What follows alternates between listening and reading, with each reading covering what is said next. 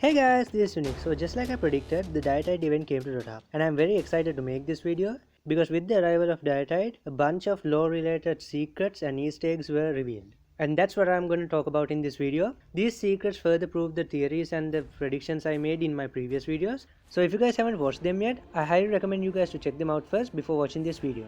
Because proving the theories and predictions I made won't make sense if you don't know what the theories and the predictions were in the first place. And if you guys already watched those videos, let's continue. First, I'm going to talk about the easter eggs that I found in the Diretide trailer. The first easter egg is where they show Mama F from Underlords reenacting this part of the Underlords trailer, where she is stabbed and she drops a coin that she is holding. Later in the video, we get a clear look at the Mad Moon after it shattered when the Ancients escaped from it. And in the video, it says this: Slivers of the Mad Moon hang forgotten in our sky, slowly aligning. It is time again. The tide rises and brings with it something dire. So basically Roshan goes to this crazy rage when the slivers of the Mad Moon align. And the Mad Moon has a greenish glow. This reminded me of a Tinkerbell movie, The Legend of the Never Beast, which seems to be the inspiration for this Diretide. I mean, the Never Beast is dormant in his cave till a green comet arrives and wakes him from his slumber, and he comes out. And in this case, Roshan comes out of his rose pit when the green slivers of the Mad Moon align. And lastly, if you look at the splash arts of the book pages that describe the Diretide, it looks awful lot like the book pages used to describe the Never Beast. This is something that Valve does a lot actually, incorporating stuff like movies, poems and quotes etc. into the Dota world through things like this. Keeping on the note of the Dark Moon, a little while back in the video you see the same moon carved under these beer cups, indicating that this is the Sundered Moon Tavern, which is shown in the Sundered Moon comic. But here it shows that it's in the middle of a city or something, but in this video it shows that it's in the middle of a forest. I don't know what's the deal with that. Maybe this tavern was the same tavern that Tusk and Bristleback fought in, and that fight badly damaged the tavern so much that they have to rebuild it elsewhere? Or maybe, just maybe, could this be the altered version of the Sundered Moon Tavern after the cosmic reset? If this is the case, it would explain the dramatic change in the location of the tavern and further add proof to the theory that I made about the cosmic reset. So let's say this is the Sundered Moon Tavern, and as you can see from the comics, it seems that only heroes are allowed in this tavern. And here it says that you have to prove that you are a hero to enter the tavern. This by the way is a reference to Dota 1 where the heroes were picked from taverns. Anyways, the only non-hero character seen here is Goodkind, and she may have gotten into the tavern either because she is Axe's scribe, or could this be a hint that she has a possibility of being a future hero for Dota? Because I said in the data leak videos that the peddler hero from the data leak could be Goodkind, and this could be proof that she is the peddler hero. Anyways, if only heroes are allowed in the tavern, could this guy here also be a hero? He doesn't have any outstanding features to make me think who this could be, but he seems to be a hooded figure that is mostly human and is very drunk at a tavern. All this made me think of Gambler, the all removed Dota 1 hero. So could this be Gambler making a cameo in this video? Maybe.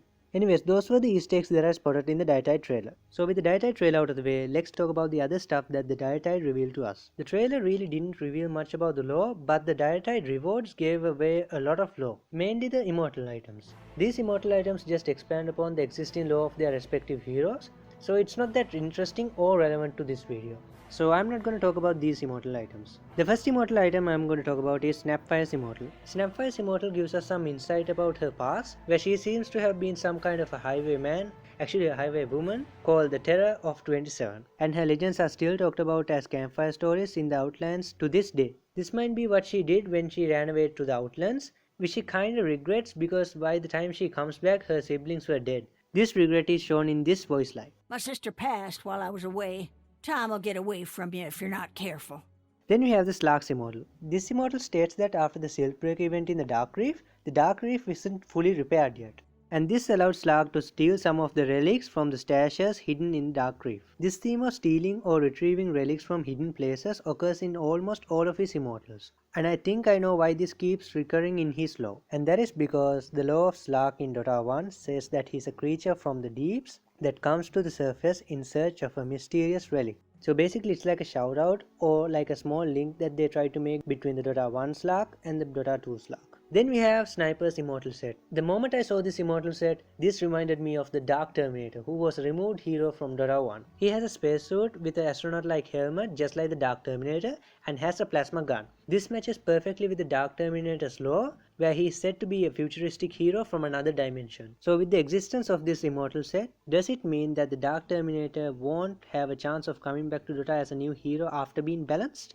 Well, it seems like it, but there's a slight ray of hope. I say this because we already have this set for PL, which is based on the Monkey King, but we still got the hero Monkey King later on. And if you look at the old concept art for Phantom Lancer, he looked a lot like Monkey King. This fact is also referred in one of Monkey King's voice lines towards Phantom Lancer. Honestly, I don't see the resemblance.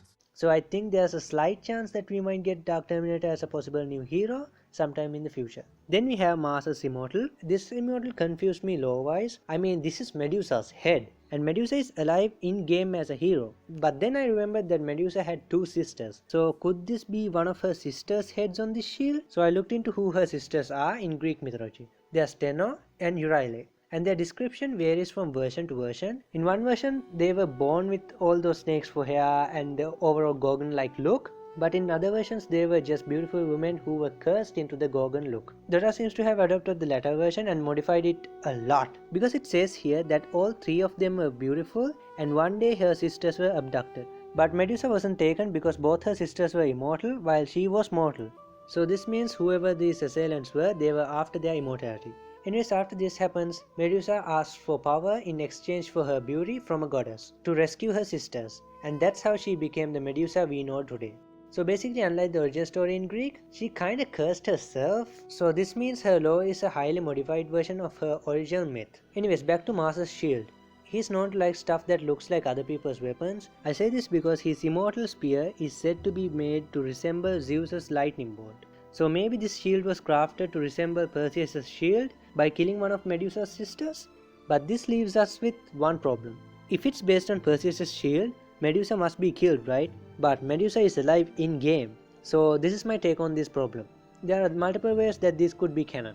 First way is that it's just for aesthetics and nothing else. So basically it just resembles Perseus' shield in the myth. The second and the third ways it could happen is much more interesting. So I think the second way that this could happen is that Mars is the Perseus equivalent in the Dota world and he killed one of Medusa's sisters instead of Medusa. I say this because Ares and Perseus are both sons of Zeus, so maybe in this world they are one and the same. I mean, we have Mars changing his name from Ares to Mars to not be linked to his father, which is shown in these voice lines. I don't answer to that name anymore, you old fool. Change your name all you want. You can't fool me. So maybe Perseus is another alias for him and both of them are one and the same. Or the third possibility is that there is a Perseus in the Dota world, but he kills one of Medusa's sisters instead of Medusa, and Mars later killed her other sister for his shield. This could be canon because we already know that the Dota 2 lore is a highly modified version of the original myth. If the latter two possibilities are the truth, one or both of Medusa's sisters are dead and her quest has been for nothing, which is kinda sad. But the fact that both her sisters are immortal gives us a chance that they might be alive, and this shield might just be for aesthetics. But if you look at immortality in Dota, it's not real immortality, it's just coming back to life once. So the definition of immortality in the Dota world is kinda dodgy, so it can go either way. With that being said, Steno, the oldest of the Gorgon sisters, is commonly depicted with red snakes for hair and red glowing eyes, which matches the appearance of this immortal item. Also, she is called Steno the Mighty, so Mars being the god that he is, must have happily taken on the challenge to slay this mighty beast. Plus, to add to all this mystery, Mars and Medusa don't have any voice lines towards each other, which is kinda strange, so it's hard to confirm this theory. On the side note, in the small chance that Medusa's sisters are alive, the three Gorgon sisters would make a nice trio of heroes, like the Spirit Brothers. So based on the titles that they have in the original myth, Steno would be strength, Euryale would be agility, and Medusa have to become int. You may have noticed that Medusa has her main attribute change. There's a reason for this, and that is because Euryale is said to be very agile, and thus her primary attribute is agility. Plus, if you think about it, making Medusa a int hero kinda makes sense, because she depends a lot on her mana unlike other agility heroes because of her mana shield. And they also have two different gemstones in their head, kinda like the gemstones that the Spirit Brothers have on their belts, so yeah, they would make a nice trio of heroes for sure. And next we have the Shadow Shaman's Immortal. This Immortal's appearance and the altered spell animation got me very hyped up, as it gave solid evidence to support my theory that I made in the Great Confluence videos. I recommend you guys to go check those videos out before continuing this video. But overall, I'll give you a summary. You see, I told the Hon and the Dota 2 universe is merging in the Great Confluence videos, and how there are Hon heroes with Dota counterparts and other Hon heroes with no counterparts. And I said those Hon heroes with no Dota counterparts will be coming to Dota as new heroes. And in that video I had one unanswered question. And that question was, how would Valve implement those Hon heroes who already had a Dota 2 counterpart? I mean, they can't just replace the existing Dota 2 heroes with their Hon counterparts, cause that would be crazy.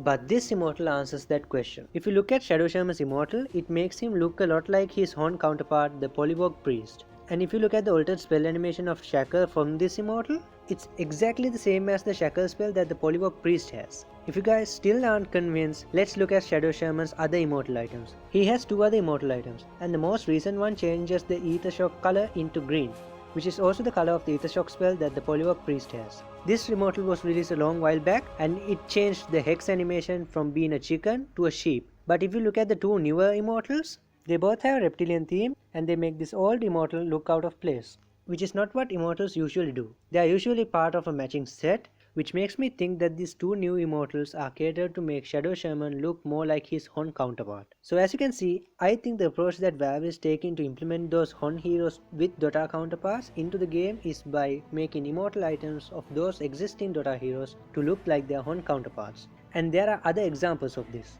And this phenomena only happens in the recently added Immortal items, more specifically the Immortal items that were released after the announcement of the Great Confluence upon Void Spirit's arrival. Let's see what they are.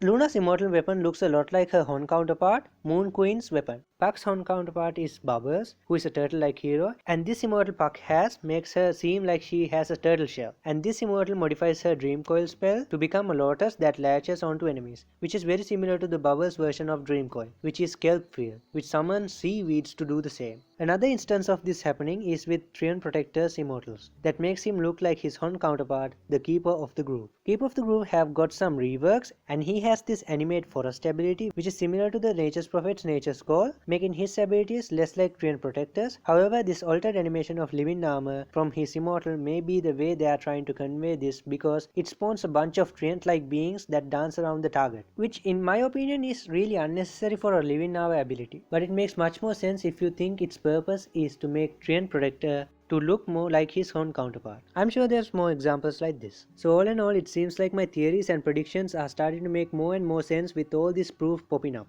And now let's talk about the new sets with the ghostly form. They look like they are filled with Wraith energy, the type of energy that Skeleton King acquired during Wraith Night to become the Wraith King. And in my previous video I made a prediction that this year's Diretide might be something similar to that, where they will release the new heroes at the end of the event.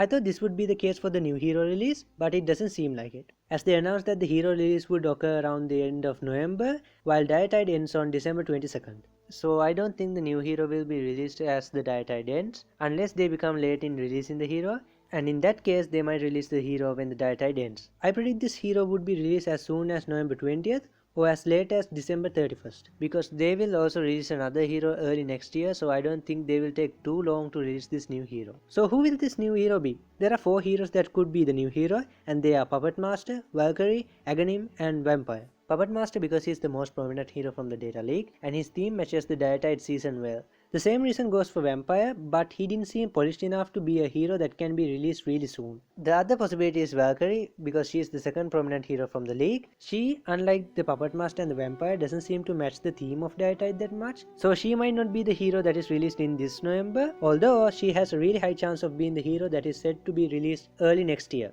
And lastly, we have Aghanim. The reason I included Aghanim in this list is because his model and animation seem too refined to be just an event boss. Plus, he's really well known in the Dota world, and the only good reason that kept him from being a possible hero to join the Battle of the Ancients was the fact that he was considered dead. But that's not the case anymore, so he could very well be the next new hero. So I think it's either Puppet Master or Aghanim who will be the new hero that is coming to Dota this November. Another thing I would like to mention is an update that came well after the Diretide event was introduced. And this update didn't seem to have any noticeable changes in the game, So I thought, could this be the new hero's files being loaded to the game? So I tried to find if there are any files related to the new hero in the game files, but I couldn't find any. But I did find some stuff relating to 3 new items, and they are Fishbones, Star Emblem and War Mage. Based on their files, Fishbone seems to be an item that has an active with bubbles. It also has a ring, so maybe it creates a ring of bubbles that act like ice wall, or maybe it could be something like a mini lotus orb. The next item is Star Emblem. It has the following files: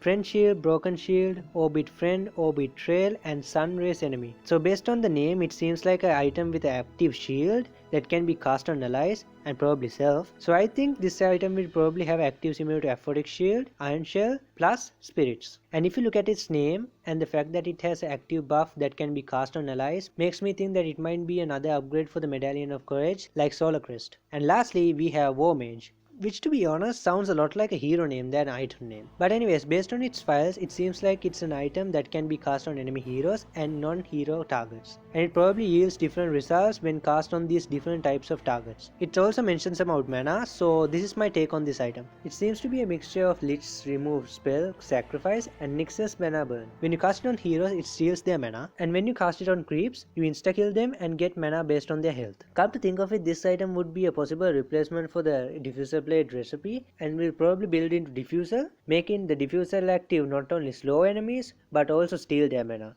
Or its active can be used to insta-kill creeps and get mana in return. And while we are on the topic of items, I think we might get 4 new neutral items. Because if you look at the neutral items based on their tiers, tier 5 has 12 neutral items while all the others have 11. So maybe we'll get a neutral item for each of the 4 lower tiers. Well, only time will tell, and we'll just have to wait for the update to come out to see if these things will really happen. Anyways guys, that's the end of the video. This video was actually supposed to be a 6-minute video, but as usual I got carried away and found more and more things to add along the way, and this became a longer video. That being said, I really enjoyed theory crafting and making this video for you guys, so I hope you guys enjoyed this video. I'll probably make another video when the new hero is released, so stay tuned for that. And as always, don't forget to like, share and subscribe and turn on notifications, and let me know what hero you guys think will be released this November in the comment sections down below. Thanks for watching, and I'll see you in the next video.